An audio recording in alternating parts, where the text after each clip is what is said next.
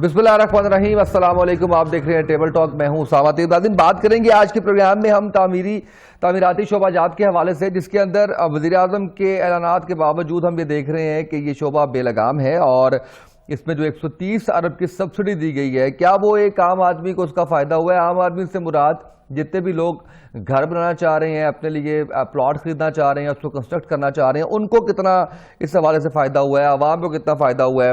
اس میں جو تاریخ ساز ٹیکس مراد دی ہیں، کیا واقعی وہ عام آدمی تک پہنچی ہیں، یا اس کے اندر بھی جن مافیاز کا ذکر کیا جاتا ہے حکومت کی جانب سے، انہی مافیاز تک یہ ساری چیزیں جو ہے وہ پہنچی ہیں؟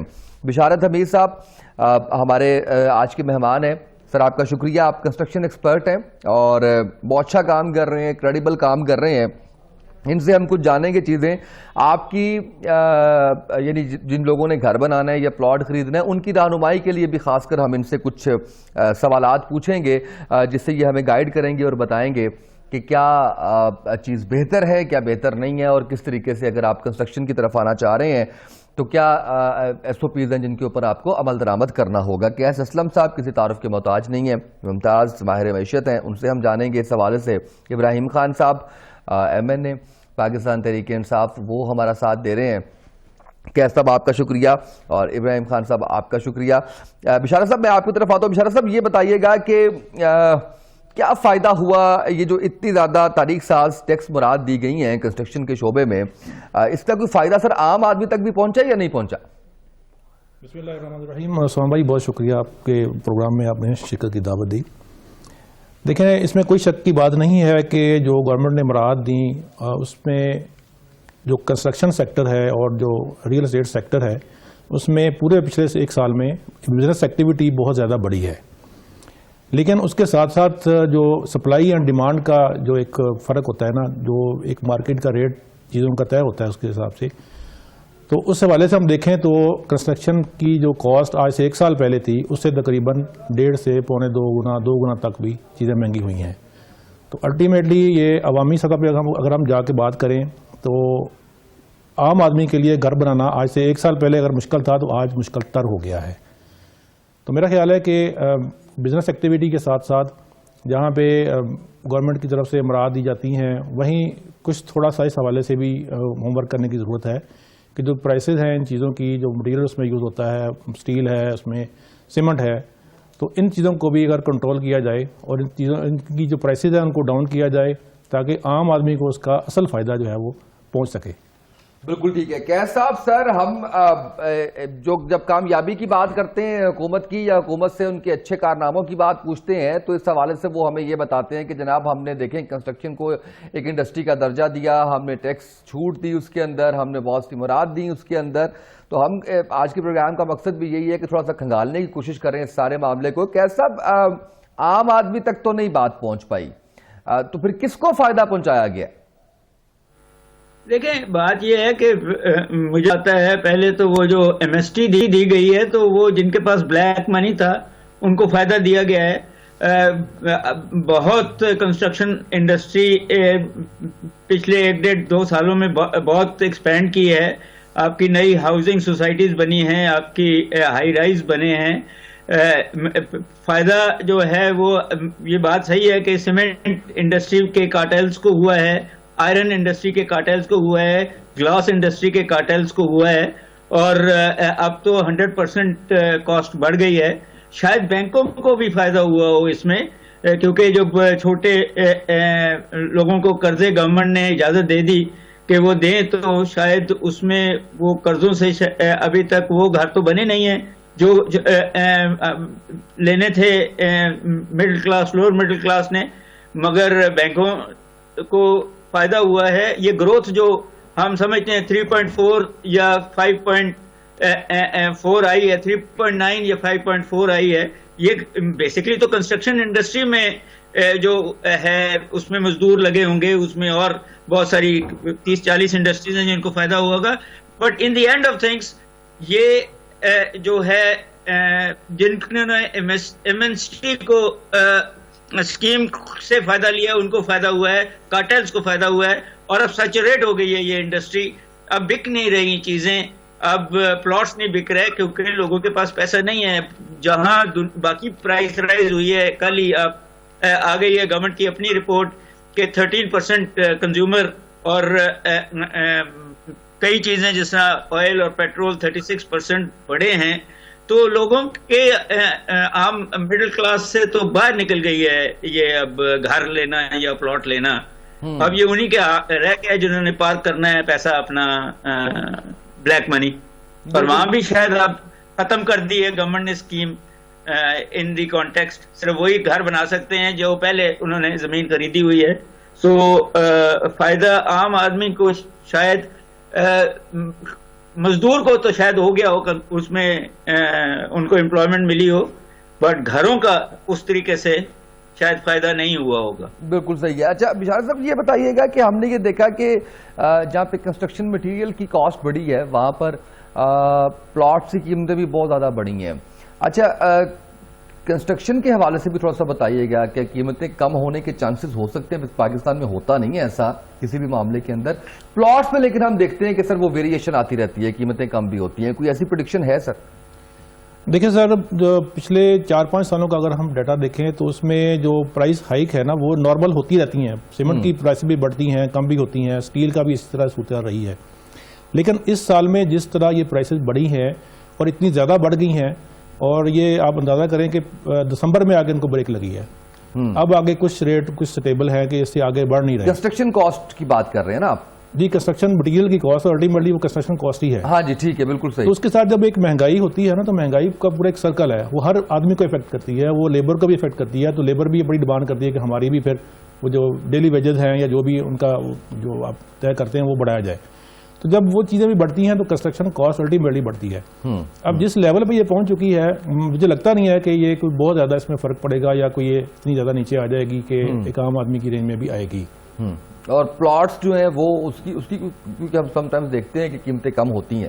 جی، وہ بھی ڈیمانڈ اور سپلائی کا ہی وہ ایک چکر ہے نا، کہ اس میں جب زیادہ لوگ خریدنے والے ہوں گے، پلاٹ کم ہوں گے، تو وہ الٹیمیٹلی پرائس بڑھے گی. لیکن ابھی اس وقت جو ہے وہ تھوڑا کام رکا ہوا ہے ان دنوں میں. بالکل صحیح ہے. اچھا کیسے یہ بتائیے گا کہ اس کو کیسے کنٹرول کیا جا سکتا تھا، یا اس کے ثمرات کیسے پہنچائے جا سکتے تھے؟ آپ کے ساتھ ہم نے سینکڑوں پروگرام کیے اس حکومت سے پہلے بھی اور اس حکومت کے بعد بھی، جو ہے وہ کافی ہم نے اس پہ بات کی کہ اکانومی سب سے بڑا مسئلہ رہا.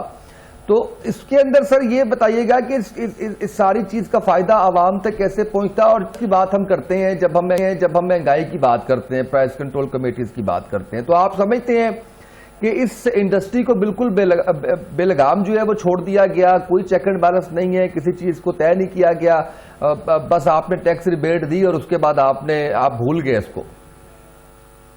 نہیں، میرا خیال ہے کہ کوالٹی کنٹرول تو کسی جگہ آیا ہوگا، but at the same time جب قبضہ گروپ آپ کے اتنے اسٹرانگ ہیں اور وہ لوگوں کی زمینوں پہ قبضہ کر لیتے ہیں یا کم، آج تو شاید میری اس قسم کی ایکسپرٹیز تو نہیں ہے، مجھے تو یہ پتہ لگتا ہے کہ فائلیں بکتی ہیں، اور وہ فائلیں جو ہے وہاں پلاٹ بھی نہیں ہوتا تو بکتی ہیں. تو ان دا کانٹیکسٹ گورنمنٹ کو اسٹریم لائن تو کرنا پڑے گا، مگر گورنمنٹ کو تو یہ فائدہ آیا ہے نا کہ ان کو ایک جی ڈی پی گروتھ اسی کی وجہ سے ملی ہے یا ٹیکسٹائل کی وجہ سے ملی ہے، تو وہ اس لیے اس کو کنٹرول نہیں کر. میرا یہ خیال ہے، مجھے غلط ثابت کرنا پڑے گا کسی کو، کہ یہ خیال یہ تھا پالیسی میکرز کا کہ یہ دبئی کی طرح یہاں فورن انویسٹمنٹ لے آئیں گے، جو نہیں آئی. اور بہت سارے ایسے ایگریکلچر، اچھی ایگریکلچر لینڈ پہ آپ نے ہاؤسنگ سوسائٹیز بنانے کی کوشش کی ہے، جس کا ایڈورس افیکٹ ہوا ہے آپ کی فوڈ پروڈکشن پہ. سو ٹریڈ آف آپ نے کیا ہے. تو بے لگام کا جو تعلق ہے وہ ویسٹرن انٹرسٹ ہوتے ہیں، اور ویسٹرن انٹرسٹ اس ملک میں چیزوں کو جب تک بے لگام ہوتی ہیں چلتی ہیں، مگر مارکیٹ خود ہی سیچوریشن اب ان کو نقصان دے رہی ہے. یہ کوشچن یہ ہے کہ اب جو پرائسز ہیں ان کی پلاٹس کی اور زمین کی، کیا اب، اور جب ایف اے ٹی ایف کے تحت ہم بلیک منی کو کنٹرول کرنے کی کوشش کر رہے ہیں، منی لانڈرنگ کو کنٹرول کرنے کی کوشش کر رہے ہیں، تو اب یہ بکیں گی کیسے؟ تو مجھے تو وہ کیپٹلسٹ اکنامکس میں یہ اتنا پتا ہے کہ کمپٹیشن کراتے ہیں تو چیزیں کی قیمت نیچے آتی ہے، کوالٹی بڑھتی ہے. یہاں کمپٹیشن تو ہے نہیں. مثال کے طور پہ آپ کی جو گلاس مینوفیکچرنگ کی صرف 2 کمپنیاں ہیں اس ملک میں اور وہ کارٹلز ہیں. اسی طرح آئرن پروڈیوسرز جو ہیں وہ کارٹلز ہیں. اسی طرح سیمنٹ پروڈیوسرز کارٹلز ہیں. تو جب گورنمنٹ کارٹلز خود ہی بنا رہی ہے تو یہ ایک خاص کلاس کو ہی فائدہ ہوگا. میرا یہ خیال ہے ہمیشہ سے رہا ہے کہ اپر لمٹ آف ہاؤسز کہ کوئی کتنے گھر خرید سکتا ہے یا کتنی زمین خرید سکتا ہے وہ لگانا پڑے گا. ورنہ جو ڈیٹا ہے وہ یہ ہے کہ 6% لوگ اس ملک کے 96% زمین کے ایسٹس کے مالک ہیں اور 96% لوگ جو ہیں وہ 4% کے مالک ہیں.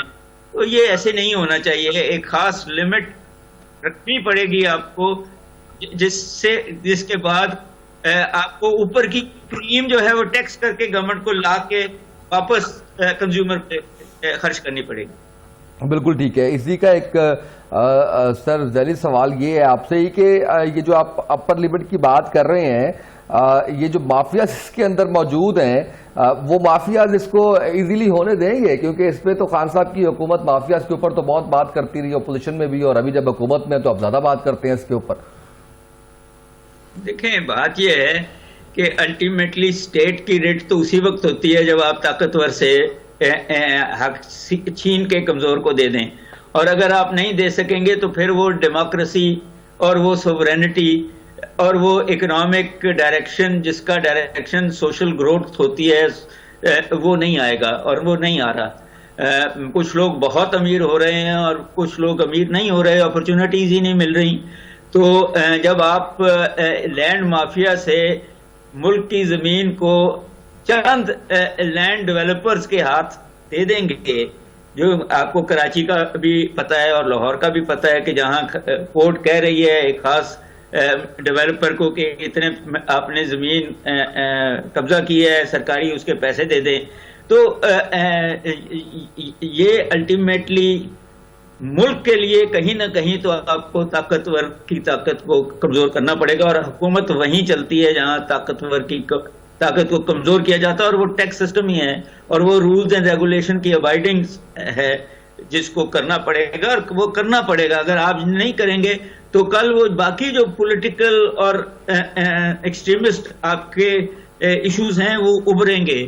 آپ جب لوگوں کے زمین پہ قبضہ کریں گے تو وہ لوگ کہیں نہ کہیں تو اپنا غم غصہ نکالیں گے نا جی. سو ان دا کانٹیکسٹ میرا یہ خیال ہے کہ ایم ایس ٹی تو ختم کر دی ہے جو اچھی بات ہے, اب ریسٹرینٹ بھی لگانی پڑے گی آپ کو. پھر ہی اب مثال کے طور پہ یہ راوی پروجیکٹ کی جو بات ہے کہ لاہور ہائی کورٹ نے اس کو ختم کر دیا, سپریم کورٹ نے پھر سے موقع دیا ہے اور پرائم منسٹر کہہ رہے ہیں کہ اس کو ہم نیا شہر بنانا چاہتے ہیں. تو سوال یہ بھی ہے نا کہ ایگریکلچر لینڈ پھر آپ امپورٹ کریں گے فوڈ کو, سو کہیں نہ کہیں آپ کو, اور پھر وہ جو آپ بنانا چاہتے ہیں راوی فرنٹ اس کو عام آدمی تک کیسے پہنچانا چاہتے ہیں آپ, بینکوں کے ذریعے یا cost of materials, cost of land اور کاسٹ آف لیبر کو ایک خاص کنٹرول کر کے آپ کو اس کو سستا کرنا پڑے گا, نہیں تو کوالٹی افیکٹ ہوگی. کون لے گا ایسا گھر جو تیسری چوتھی منزل پہ گر جائے؟ آپ کو کوالٹی تو دینی پڑے گی نا, اور وہ تیسری چوتھی منزل تک تو جاتے ہی نہیں ہے نا سر. یہاں پہ یہ تو ایک بہت بڑا ایشو ہے کہ بہت ڈر لگتا ہے نا سر, ہم ورٹیکل تو جا ہی نہیں رہے. زمانے میں گری ہوئی ہائی رائزز, کوالٹی بہت امپورٹنٹ ہے گھر کی, اور اس کی کنسٹرکشن کاسٹ نیچے آنا بھی ہے. اب مسئلہ جو ہے وہ ہے کہ اب تو ایسے مٹیریلز بھی آ گئے ہیں جو بڑے پائیدار بھی ہیں اور بڑے سستے بھی ہیں. آپ کو انوویٹ کرنا پڑے گا نا اس انڈسٹری کو اس طرف جانے کی طرف. مگر پھر آپ نے جس طرح کہا کہ مافیا بیچ میں آئے گا, اور سیمنٹ مافیا سے زیادہ تگڑا کون سا ہے اس ملک میں مافیا؟ ویسے تو آپ کی اپوزیشن کے ہاتھ میں ہے آئرن مافیا. تو ان دا کانٹیکسٹ عمران خان صاحب کو بڑی سیریسلی اب ہاؤسنگ اور لینڈ مافیا کے اوپر کنٹرول کرنا پڑے گا, پھر ہی پتہ لگے گا کہ ان کی کتنی پاپولیرٹی ہے اگلے الیکشن میں. بالکل ٹھیک ہے. بشارت صاحب سر ایک تو آپ تھوڑا سا آتے ہیں آپ کی ایکسپرٹیز کی طرف آتے ہیں. ابھی جیسے ڈاکٹر صاحب بات کر رہے ہیں کہ مٹیریلز اب ایسے بھی ہیں جو پائیدار بھی ہیں اور سستے بھی ہیں. ایک تو اس حوالے سے تھوڑا سا ہمیں گائیڈ کر دیں. دوسرا پلاٹس کے حوالے سے آپ نے بتانا ہے جو کہ شاید تھوڑا سا مشکل ہے کہ پلاٹس جو ہے وہ خریدتے ہوئے کن بات کا خیال رکھنا ہے ہم نے کہ کوئی دھوکہ نہ ہو. دیکھیے جہاں تک مٹیریل کی بات ہے کہ نئی چیزیں آ رہی ہیں، ٹیکنالوجی کا دور ہے اور مختلف اس میں سستے مٹیریل بھی اویلیبل ہیں. ہمارا جو ایک قومی مسئلہ یہ ہے کہ ہم نئی چیز کو بہت جلدی اڈاپٹ نہیں کرتے. بہت سارے لوکل بھی ایسے مٹیریل تیار ہو رہے ہیں کہ جن پہ لوگوں کو لانے کے لیے بہت زیادہ اسٹرگل کرنے کی ضرورت ہے. ایون کہ ہم نے ایک ایکسپیرینس کیا فلائی ایش برکس کا، تو اس پہ بھی بعض لوگ ایسے ہیں جو ان پہ بھی بلیو نہیں کرتے، ان کو وہ بٹے والی ریڈ جو برک ہے وہی چاہیے. تو میرا خیال ہے اگر گورنمنٹ لیول پہ اس پہ کوئی توجہ دی جائے، کوئی ایسی کالونی ڈیولپ کی جائے، ایسے گھر بنا کے بطور ماڈل پیش کیے جائیں سستے مٹیریل والے، تو پھر عام لوگ جو ہیں وہ اس کی طرف توجہ کریں گے اور وہ یقیناً پھر اڈاپٹ کرنے میں ان کو بھی آسانی ہوگی. دوسری بات جو آپ نے پلاٹ کی خرید کے حوالے سے کہی ہے، تو اس میں یہ ایک بہت مشکل سوال ہے. مشکل اس لیے ہے کہ یہ ہمارا جو سمجھ لیں کہ ایک الجبرا کا مسئلہ ہے. ایک تو پٹواری والا جو سلسلہ ہے وہ بہت ہی کمپلیکیٹڈ اس میں چیزیں ہیں کہ ایک عام بندے کو اس کو سمجھنا بہت مشکل ہے. اور زیادہ تر یہی ہوتا ہے کہ بندہ ایک آدھ دفعہ ہی پلاٹ لیتا ہے اور اس کے بعد پھر اس کو ساری زندگی اس سے واسطہ نہیں پڑتا. تو پلاٹ خریدنے کے حوالے سے زیادہ بس یہی ہے کہ آپ اپنی جس ایریا میں پلاٹ خریدنا چاہتے ہیں، اگر وہ گلی محلہ ہے تو اس میں آپ پہلے تو پٹواری سے ویریفائی کریں کہ وہ جگہ کس کے نام پہ ہے، کتنے لوگوں کے نام پہ ہے، اور فرد اس کی چیک کریں. اس کے علاوہ جو ارد گرد کے لوگ رہائشی ہیں ان سے تھوڑا اس کے بارے میں نو ہاؤ لے لیں کہ اس پلاٹ کے اوپر کوئی ایسا کوئی تنازع، کوئی خاندانی تنازع ہوتا ہے جس طرح، یا کوئی عدالتی کیس وغیرہ ہوتا ہے، اس طرح کی کوئی چیز نہ ہو. اور اگر آپ سوسائٹی میں پلاٹ لے رہے ہیں تو کوشش یہ کریں کہ سوسائٹی جو ہے وہ آن گراؤنڈ آپ کو قبضہ دے رہی ہو اور قبضے والا پلاٹ لیں تاکہ آپ اس پہ گھر بنا سکیں. ادروائز یہ کامن پریکٹس ہے کہ جو بعض بڑے ریناؤنڈ قسم کے ڈیولپرز ہیں ان کے پہلے فیز بڑے اچھے گئے ہیں، لیکن دوسرے فیز میں آ کے انہوں نے پھر وہی کیا جو ایک عام کہنے کہ جس طرح کہ زمین کے اوپر فراڈ والا معاملہ ہوتا ہے کہ ایک پلاٹ کو 2-2 4-4 جگہ بیچا ہوا ہے اور بیچارے لوگ جو پیسے دے چکے ہیں وہ اس پہ خوار ہو رہے ہیں. تو بہتر تو یہی ہے کہ جو پلاٹ آن گراؤنڈ ہو آپ وہ لیں. بالکل صحیح ہے. اچھا لیکن یہ شاہ صاحب جیسے ہماری ڈیولپمنٹ اتھارٹیز ہیں، ایم ڈی اے ہے، ایل ڈی اے ہے، آر ڈی اے ہے، اچھا اس کا اپروول اگر ہوتا ہے تو اس کے اندر بھی کیا کوئی ایشو آ سکتا ہے؟ دیکھیے جو ہمارے یہاں پہ ٹرینڈ چل رہا ہے نا سوسائٹی ڈیولپنگ کا، اس میں تھوڑی زمین کی اپروول لے کے پھر اس کے ساتھ اگلی زمین جو ابھی ان پروسیس ہوتی ہے، پرچیز پروسیس اس کا پورا نہیں ہوا ہوتا تو اس کو بھی بیچ دیا جاتا ہے. اور اس کے اوپر بھی لکھا ہوتا ہے کہ فلاں وہ اس سے اپروو ہے. یہ بیسیکلی یہ گورنمنٹ لیول پہ کرنے کا کام ہے کہ گورنمنٹ اتنی زیادہ ریسٹرکشن لگائے ڈیولپر پہ کہ وہ بغیر اپروول کے اس طرح وہ آن گراؤنڈ وہ اس کی پبلسٹی نہ کر سکیں اور اس کو سیل نہ کر سکیں. ادروائز جو بندہ لینے والا بیچارہ وہ اتنی تگودو نہیں کر سکتا، نہ اس کو اتنا علم ہوتا ہے کہ وہ ہر چیز کے بارے میں وہ انفارمیشن لے یا وہ پٹواری کے پاس بھی جا کے وہ ویریفائی کرے. تو یہ گورنمنٹ لیول پہ کرنے کا کام ہے. اچھا ویسے یہ ایک چیز یہ بھی ہے کہ یہ جتنی ڈیولپمنٹ اتھارٹیز ہیں ان کی ویب سائٹس کے اوپر بھی بتایا گیا ہوتا ہے، تو تھوڑا سا اگر آپ جا کے بہتر اس پہ بھی سرچ آؤٹ کریں تو وہ آپ کو سمجھ آ جاتی ہے. اس میں ہوتا ہے جی اس میں ہوتا ہے، لیکن وہ بھی انفارمیشن بس گریجولی وہ صرف ایک ایڈ دے دیتے ہیں. یہ میں فکر ریپیٹ کر رہا ہوں. جی ان کی ویب سائٹ پہ بالکل ہوتا ہے، لیکن وہ بھی اسی حد تک محدود رہتے ہیں کہ وہ ایک دفعہ اخبار میں ایڈ دے دیا یا ویب سائٹ کے اوپر دے دیا اور ان کا کام ختم. حالانکہ ان کو بائی فورس اس کو امپلیمنٹ کرنا چاہیے. بالکل صحیح ہے اور اس کو جو ہے وہ بتانا چاہیے. اچھا سر مجھے ڈاکٹر صاحب یہ بتائیے گا کہ یہ جو مراعات دی گئی ٹیکس کے حوالے سے اس میں ویسے سر ظاہر جان تو کوئی نہیں سکتا، لیکن تھوڑا سا ہم سسٹمیٹک سٹڈی کر کے اس پہ بات کر سکتے ہیں کہ ول واقعی یہ تھی کہ عام آدمی کو فائدہ ہو، یا اس کے اندر بھی بس کچھ نوازنا اور کچھ، کیونکہ پراپرٹی ٹائکون جو ہے وہ بھی سر ساری حکومتوں کا حصہ رہتے ہیں. جی بات ہے. میں اس سے پہلے کہ آپ کے سوال کا جواب دوں ایک چیز اور بتا دوں کہ ہمارا انوائرمنٹ پروٹیکشن ایکٹ جو ہے وہ کہتا ہے کہ ہر کنسٹرکشن کرنے سے پہلے بے شک وہ گورنمنٹ ہو، انڈسٹری ہو یا private sector, environment impact assessment کرنی بہت ضروری ہے کہ اس علاقے میں جو دوسرے جیو ہیں اور دوسرے لوگ ہیں ان پہ آپ کی کنسٹرکشن کا کوئی افیکٹ تو نہیں ہو رہا. تو یہ حالانکہ قانون ہے یہ امپلیمنٹ نہیں ہو رہا. بہت ضروری ہے اس کو امپلیمنٹ کرنا. اب آپ کا جو سوال یہ ہے جو مجھے سمجھ آئی ہے کہ یہ جو گورنمنٹ کے پروجیکٹس ہیں اس سارے میں اس کا امپیکٹ کہاں تک پہنچ رہا ہے، یہی سوال ہے نا؟ جی جی جی جی جی جی میرا یہ خیال ہے کہ انفارچونیٹلی ہماری اس حکومت سمیت سب حکومتوں نے اپر مڈل کلاس تک ہی چیزیں رکھی ہوئی ہیں کہ بجائے دیکھیں آپ ایل ڈی اے کی بات کی آپ نے کہ آج تک 70 سال میں ایل ڈی اے نے 5 مرلے سے نیچے کا کوئی پروجیکٹ ہی نہیں بنایا ہوا ہے. جو غریب آدمی جس پہ گھر بنا لے, کوئی 2 مرلے 3 مرلے بنائے ہی نہیں تھے. تو ابھی تک ہاؤسنگ سوسائٹیز بھی ہیں, وہ بھی ساری ہائی رائز جو ہیں وہ اس طریقے سے سکسیسفل نہیں ہوئے, اور یہ جو باقی ہیں ہاریزونٹل گھر وہ بڑے گھر ہی ہیں, 5 مرلے اور اس سے زیادہ ہی ہیں, جو اب اپر مڈل کلاس اور اس سے اوپر اور انلیگل پیسے والے تو خرید سکتے ہیں. عام آدمی کو قرضہ بھی مل جائے تو ہمیشہ ہمارے پاس ایک تھا, وہ ابھی بھی شاید ہو, ہاؤس بلڈنگ فائنانس کارپوریشن, جس کی لوگ پینشن لے کے مر بھی جاتے ہیں تو پھر بھی وہ قرضہ واپس نہیں ہوتا. تو یہ جو سارے ایشوز ہیں وہ اس میں اب میرا نہیں خیال کہ, اور پھر یہ جو قبضہ گروپ جو آپ اور میں ہم سب تینوں بات کر رہے ہیں کہ بڑے بڑے جو ڈیولپرز ہیں اور قبضہ گروپ ہیں, وہ مڈل کلاس آدمی جو نہ تھانہ پہ جا سکتا ہے, نہ کورٹ جا سکتا ہے, نہ یہ ویریفیکیشن دے سکتا ہے, تو اس نے تو چھوڑ دیا ہوا ہے گھر بنانا, سوائے وہ اپنے آبائی لینڈ پہ کوئی بنا لے. پھر دوسری بات یہ ہے کہ یہ ساری باتیں بڑے شہروں میں کیوں ہو رہی ہیں؟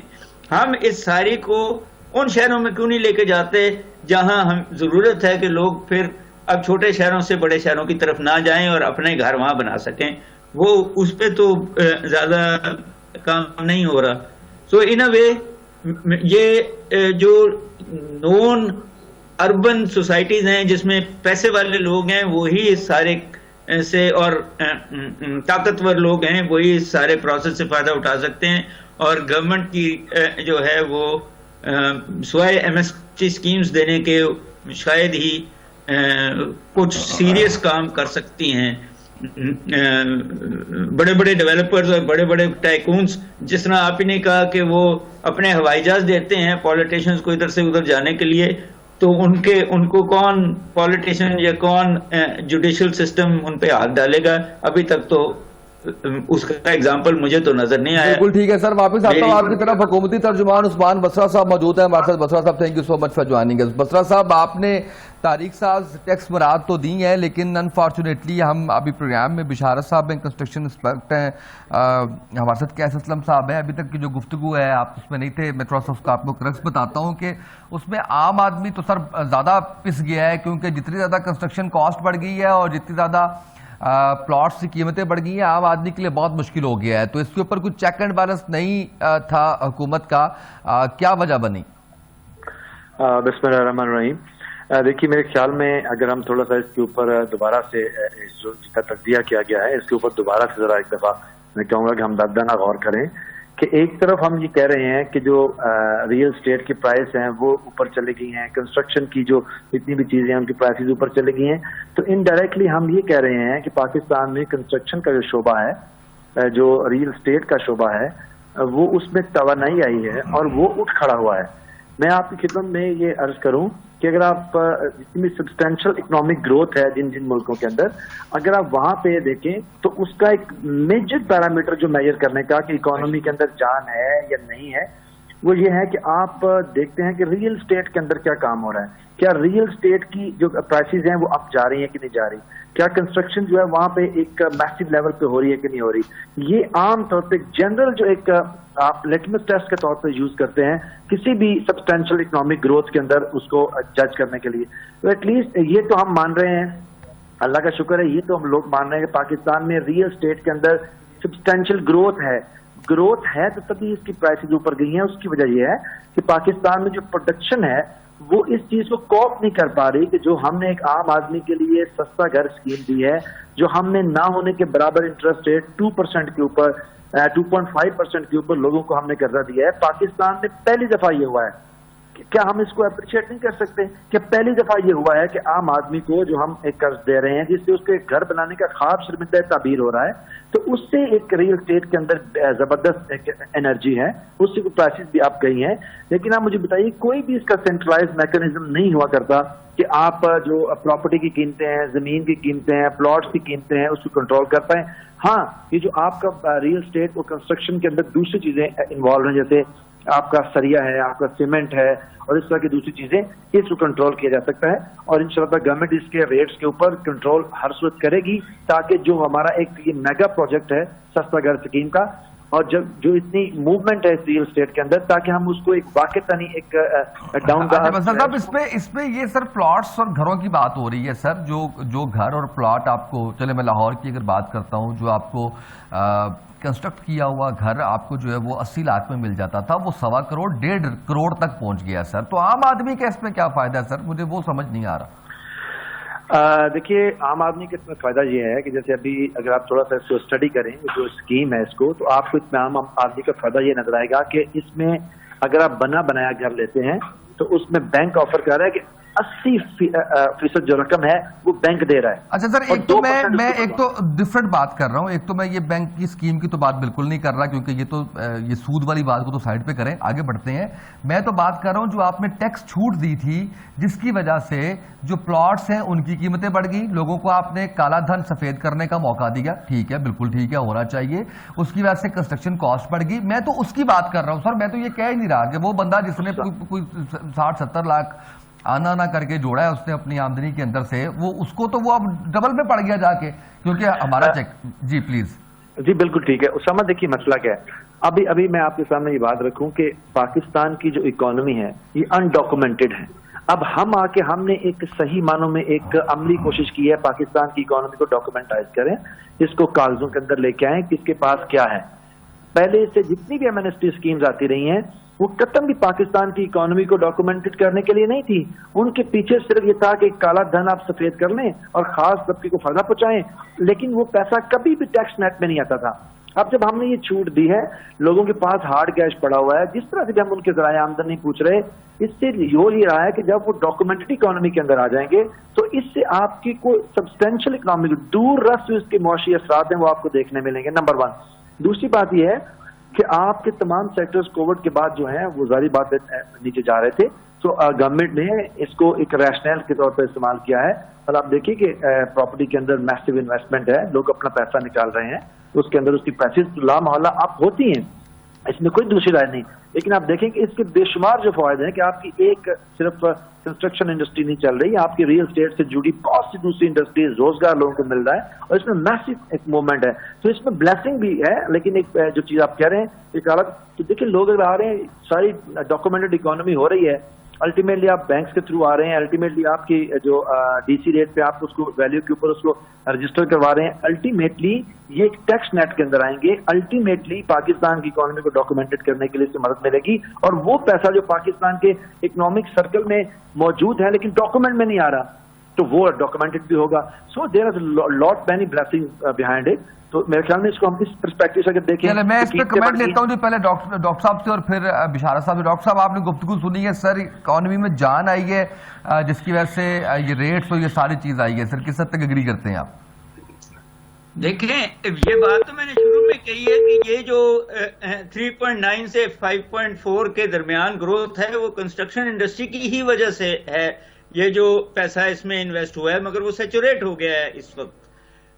और दूसरी बात भी ये है कि ये जो डॉक्यूमेंट होगी वो भी इम्पोर्टेंट है, बट जो मेरे खदशात हैं कि इसके अंदर इजाजत तो दे दी कि ब्लैक मनी जो है वो पार्क हो जाए, तो ब्लैक मनी खुद करप्शन है ना इन दी कॉन्टेक्स्ट। सिर्फ टैक्स चोरी ब्लैक मनी नहीं है ना, ब्लैक मनी तो वो है जो करप्शन से आता है, टैक्स चोरी तो ग्रे मनी है। सो इन अ वे जो डायरेक्शन है, जो पॉलिसी है, मगर सवाल सिर्फ इतना मेरा है कि ये सिर्फ कंस्ट्रक्शन इंडस्ट्री को मरातें क्यों मिली हैं, ये बाकी इंडस्ट्री का क्या कसूर है? वहां भी तो डॉक्यूमेंटेशन की जरूरत थी, वहां भी आप इजाजत दे देते कि ब्लैक मनी जो है वो तो दाल में कुछ काला होगा ना डॉक्टर साहब, दाल में कुछ काला होगा ना। وہ تو سر جب عام آدمی، جس کو آپ عام آدمی کہتے ہیں، middle class, lower middle class, وہ اب آپ نے یہ کہا نا کہ 1 کروڑ روپے کا گھر 80% بینک دے گا، تو وہ 20 لاکھ تو چاہیے نا اس کو انویسٹ کرنے کے لیے. تو اس سے ہی اندازہ لگ لیں کہ یہ سیلریڈ پرسن کے پاس تو شاید 20 لاکھ روپے نہیں ہوں گے اگر وہ کہیں چوری نہیں کرتا، پلفریج. بالکل صحیح ہے. اچھا بشارت صاحب واپس آپ جی کمپلیٹ کریں ڈاکٹر صاحب. نہیں میں نے کر دیا.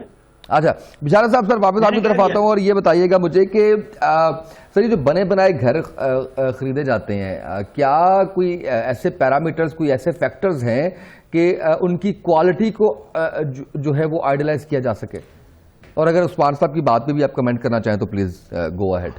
جی عثمان صاحب کی بات پہ میں یہ کمنٹ کرنا چاہوں گا کہ اس میں کوئی شک نہیں ہے کہ کنسٹرکشن انڈسٹری کو جب بوسٹ ملا ہے تو ایک دفعہ مارکیٹ میں ہلچل ضرور نظر آئی ہے کہ بزنس ہو رہا ہے اور لوگوں کو روزگار مل رہا ہے. وہ جس انرجی کی بات کر رہے تھے، جان آئی ہے اکانومی میں، وہ ٹھیک ہے. کنسٹرکشن کے ساتھ بے شمار شعبہ جات ہیں جو اس کے ساتھ منسلک ہوتے ہیں. اس میں ایک عام مزدور سے لے کے ایک انڈسٹریلسٹ تک اس میں شامل ہوتے ہیں، اور اس میں کوئی شک نہیں ہے. لیکن مسئلہ پھر وہی ہے کہ ایک عام بندے کے لیے گھر بنانا مشکل کیوں ہوا ہے، اس بارے میں غور کرنے کی ضرورت ہے.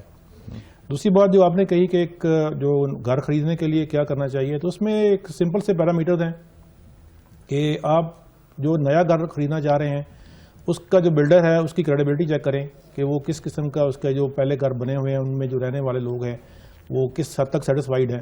اور اس کے بعد اگر گھر تھوڑا پرانا ہو جائے، ایک سال کے اندر کوئی اس کی جو بلڈنگ کی سیٹلمنٹ ہوتی ہے وہ ہو جاتی ہے، جتنا اس نے پھیلنا ہوتا ہے، سکڑنا ہوتا ہے، وہ ساری چیزیں اس میں ہو جاتی ہیں. تو 1 سال کے بعد جو گھر ہوتا ہے اس میں اس کے سارے جو کمزور پہلو ہیں وہ آپ کے سامنے آ جاتے ہیں. تو ان کو دیکھنا کچھ زیادہ مشکل کام نہیں ہے.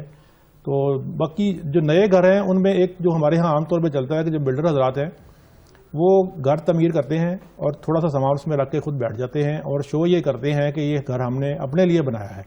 اور عام بندہ یہ سمجھتا ہے کہ انہوں نے اپنے لیے بنایا ہے تو اس کا مطلب ہے کہ یہ اچھی کوالٹی کا ہوگا. لیکن یہ ایک ٹیکنیک ہوتی ہے کہ وہ گھر کو اس طریقے سے عام بندے کو وہ کہہ لیں کہ ورگلا کر یا تھوڑا دھوکہ دے کے وہ سیل کر دیتے ہیں.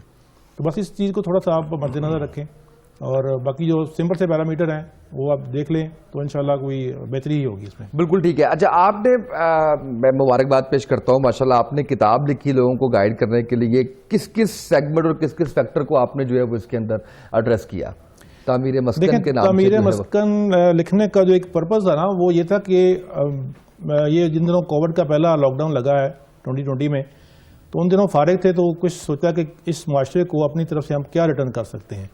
تو میرے ذہن میں یہ خیال آیا کہ ایک بندہ جو زندگی کی جمع پونجی اپنی لگاتا ہے گھر بنانے کے لیے اور بڑی مشکل سے ایک وہ خواب دیکھتا ہے کہ اپنا گھر ہو میرا، اور اس کو پتہ نہیں ہوتا کہ شروع کہاں سے کرنا ہے اور اس کو ختم کدھر کرنا ہے جا کے. تو وہ ایک سٹیپ بائی سٹیپ گائیڈ مجھے تو کم از کم نظر نہیں آئی پہلے کہ کسی نے ایسا کوئی شو کیا ہو یا کسی نے ایسی کوئی لکھی ہو.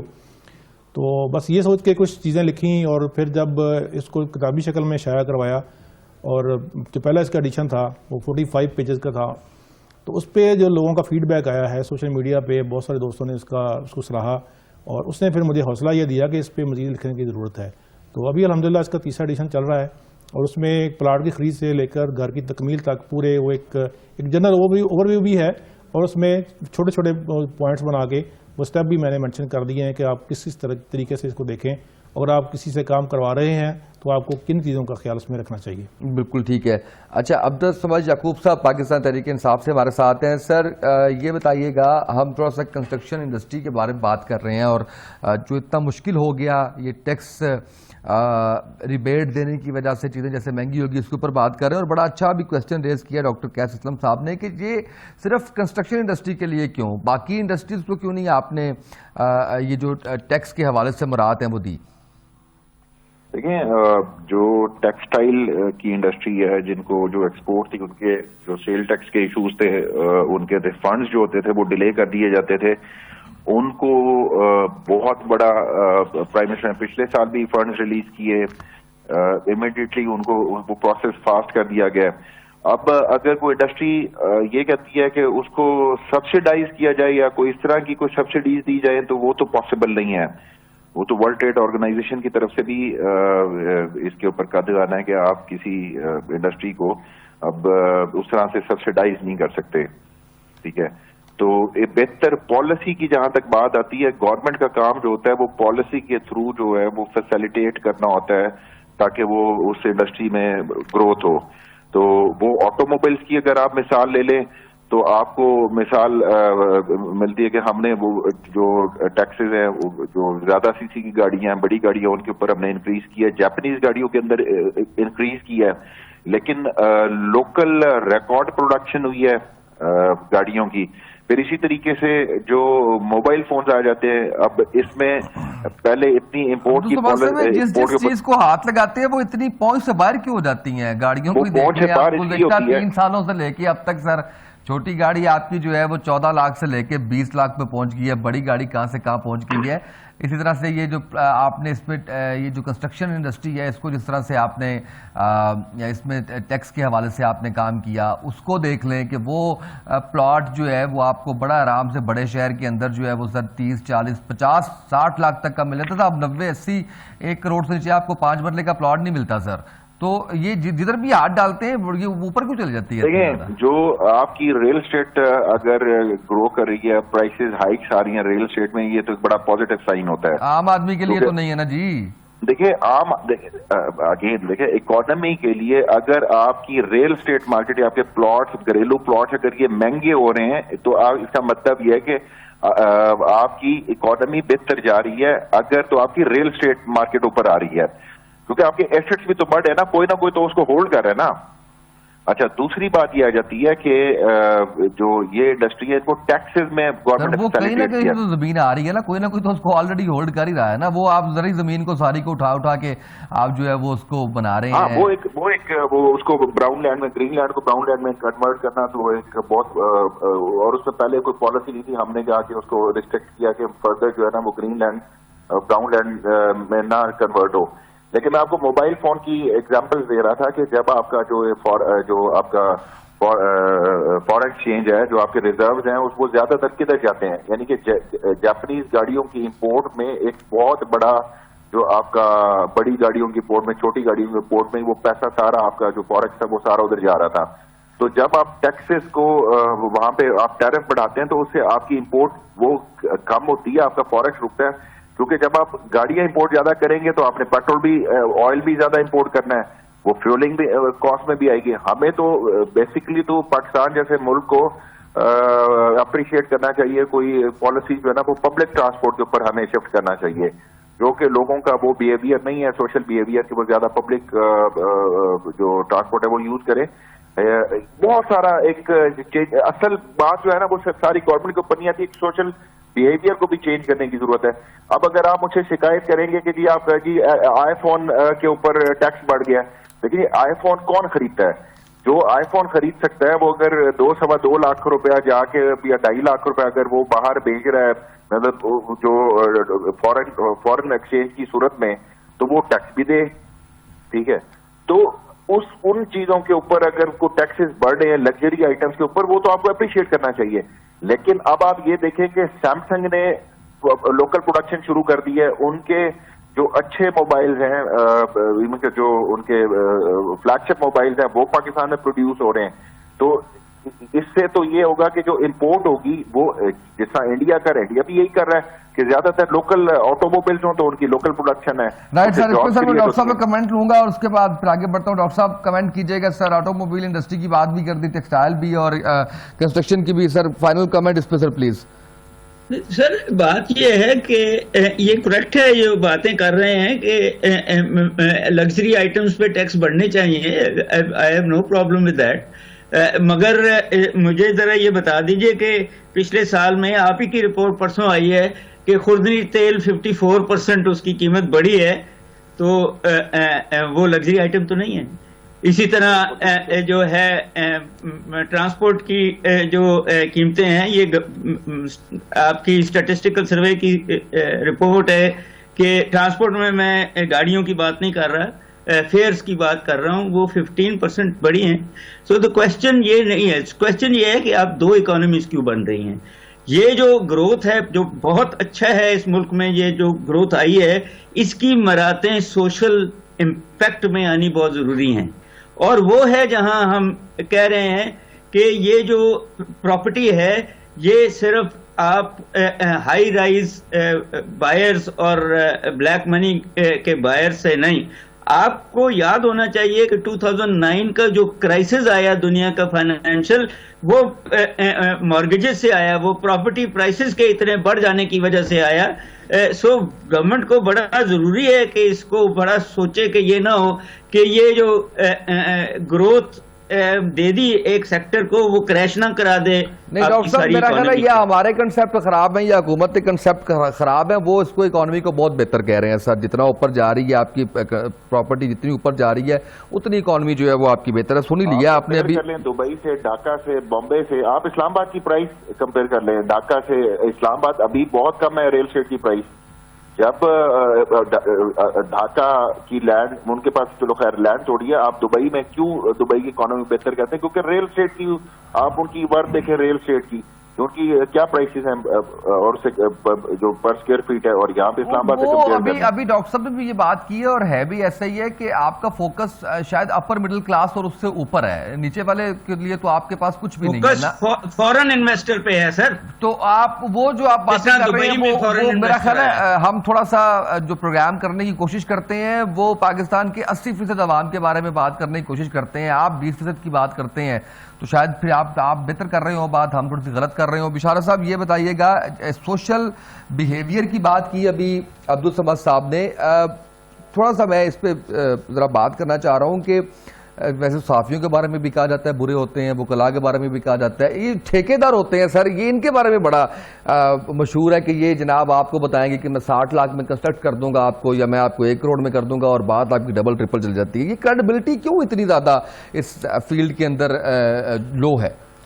دیکھیے اسامہ بھائی، یہ ایک ایسا مسئلہ ہے کہ میں سمجھتا ہوں کہ ہماری قوم کا ایک بہت بڑا المیہ وہ یہ ہے کہ اس میں اخلاقی بحران بہت زیادہ ہے یہاں پہ، کہ ہم جھوٹ سے دن کا آغاز کرتے ہیں اور جھوٹ پہ ہی اس کا اختتام کر دیتے ہیں۔ جو بندہ سچ بولتا ہے اس کو کہتے ہیں کہ یار اس کو پتہ ہی نہیں ہے کام کا، یا اس کو یہ مہنگا ہے۔